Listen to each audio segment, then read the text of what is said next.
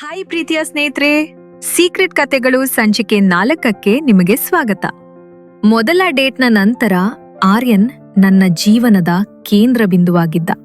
ನಮ್ಮಿಬ್ಬರ ಸಂಬಂಧ ಗೆಳೆತನದ ಸರಳ ಸೀಮೆಯನ್ನು ದಾಟಿ ಹೆಚ್ಚು ತೀವ್ರವಾದ ಮತ್ತು ಖಾಸಗಿಯಾದ ಹಂತಕ್ಕೆ ತಲುಪಿತ್ತು. ಈಗ ನಾವು ಕೇವಲ ಕಾಲೇಜು ಸ್ನೇಹಿತರಾಗಿರ್ಲಿಲ್ಲ, ನಾವು ಪರಸ್ಪರರ ರಹಸ್ಯ ಜಗತ್ತು. ನಮ್ಮಿಬ್ಬರ ಭೇಟಿಗಳು ಇನ್ನು ಮುಂದೆ ಕ್ಯಾಂಟೀನ್ ಅಥವಾ ಲೈಬ್ರರಿಗೆ ಸೀಮಿತವಾಗಿರ್ಲಿಲ್ಲ. ಪ್ರತಿದಿನ ಕಾಲೇಜು ಮುಗಿದ ನಂತರ ನಾವು ಹತ್ತಿರದ ಯಾವುದಾದ್ರೂ ನಿಗೂಢ ಸ್ಥಳದಲ್ಲಿ ಭೇಟಿಯಾಗುತ್ತಿದ್ದೆವು. ಅದು ಪಾರ್ಕ್ ಆಗಿರಬಹುದು ಅಥವಾ ಕೆಫೆಯ ಮೂಲೆಯಾಗಿರಬಹುದು. ನಾವು ಗಂಟೆಗಟ್ಟಲೆ ಮಾತನಾಡುತ್ತಿದ್ದೆವು. ಆ ಮಾತುಕತೆಗಳಲ್ಲಿ ನಮ್ಮಿಬ್ಬರ ಭವಿಷ್ಯದ ಕನಸುಗಳು, ಭಯಗಳು ಮತ್ತು ಜೀವನದ ಗುರಿಗಳ ಬಗ್ಗೆ ಹಂಚಿಕೊಳ್ಳುತ್ತಿದ್ದೆವು. ಆದರೆ ನಮ್ಮ ಭೇಟಿಯ ಮುಖ್ಯ ಆಕರ್ಷಣೆ ಇದ್ದಿದ್ದು ಮಾತುಗಳಿಗಿಂತ ಹೆಚ್ಚಾಗಿ ಸ್ಪರ್ಶದಲ್ಲಿ. ಆರ್ಯನ್ ಮಾತನಾಡುತ್ತಿರುವಾಗ ಆಕಸ್ಮಿಕವಾಗಿ ನನ್ನ ಕೈ ಮುಟ್ಟುತ್ತಿದ್ದ, ಅಥವಾ ನನ್ನ ಕೂದಲು ಮುಖಕ್ಕೆ ಬಿದ್ದಾಗ ತಾನಾಗೇ ಸರಿಪಡಿಸುತ್ತಿದ್ದ. ಪ್ರತಿ ಸ್ಪರ್ಶದಲ್ಲೂ ಒಂದು ನಿಗೂಢ ವಿದ್ಯುತ್ ಸಂಚಾರ ಆಗುತ್ತಿತ್ತು.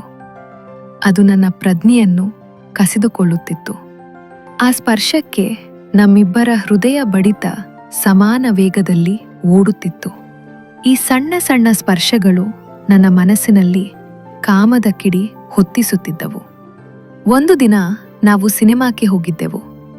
ಅದು ನಮಗೆ ಇನ್ನೊಂದು ರಹಸ್ಯ ಜಗತ್ತು. ಸಿನಿಮಾ ಪ್ರಾರಂಭವಾಯಿತು.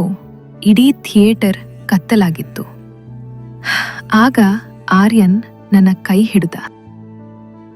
ಅವನು ಹಿಡಿದಿದ್ದು ನನ್ನ ಕೈ ಮಾತ್ರವಲ್ಲ, ನನ್ನ ಆತ್ಮವನ್ನು ಕೂಡ. ಅವನ ಬಲವಾದ ಹಿಡಿತದಲ್ಲಿ ನಾನು ಸುರಕ್ಷಿತವಾಗಿರುವ ಭಾವನೆ ನನಗೆ ಮೊದಲು ಬಂತು. ನಂತರ ಅವನು ನನ್ನ ಕೈಯನ್ನು ತನ್ನ ತೊಡೆಯ ಮೇಲೆ ಇಟ್ಟು ಸೌಮ್ಯವಾಗಿ ಉಜ್ಜಲು ಶುರು ಮಾಡಿದ. ಆ ಸಣ್ಣ ಸಂಗಾತಿತ್ವದ ಉಜ್ಜುವಿಕೆ ನನ್ನ ಇಡೀ ದೇಹಕ್ಕೆ ಗೀಲಿನ ಆಕರ್ಷಣೆ ನೀಡಿತು. ನಾನು ತಕ್ಷಣ ನನ್ನ ಕೈಯನ್ನು ಹಿಂದಕ್ಕೆ ತೆಗೆದುಕೊಳ್ಳಲಿಲ್ಲ. ಆ ಸ್ಪರ್ಶವನ್ನು ಇನ್ನಷ್ಟು ಆಳವಾಗಿ ಅನುಭವಿಸಲು ಬಯಸಿದೆ. ಅವನು ನನ್ನ ಕಡೆ ತಿರುಗಿ ತುಂಬ ಹತ್ತಿರ ಬಂದು ನನ್ನ ಕಿವಿಯಲ್ಲಿ ಪಿಸುಕುಟ್ಟಿದ. ಅವನು ಹಿಡಿದಿದ್ದು ನನ್ನ ಕೈ ಮಾತ್ರವಲ್ಲ, ನನ್ನ ಆತ್ಮವನ್ನು ಕೂಡ. ಅವನ ಬಲವಾದ ಹಿಡಿತದಲ್ಲಿ ನಾನು ಸುರಕ್ಷಿತವಾಗಿರುವ ಭಾವನೆ ನನಗೆ ಮೊದಲು ಬಂತು.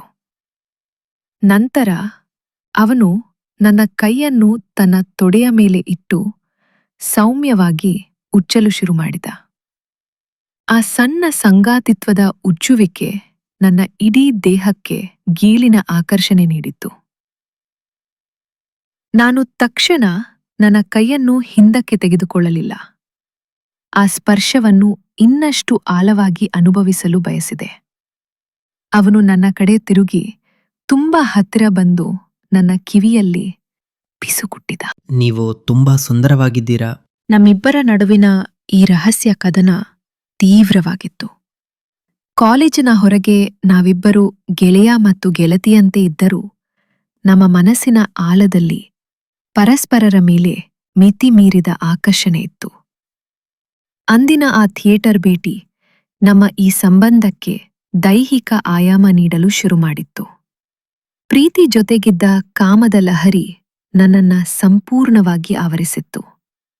ಪ್ರೀತಿ ಮತ್ತು ಲೈಂಗಿಕತೆ ಎರಡೂ ಒಟ್ಟಿಗೆ ಸಾಗಿದಾಗ ಸಂಬಂಧ ಹೇಗೆ ಬದಲಾಗುತ್ತದೆ?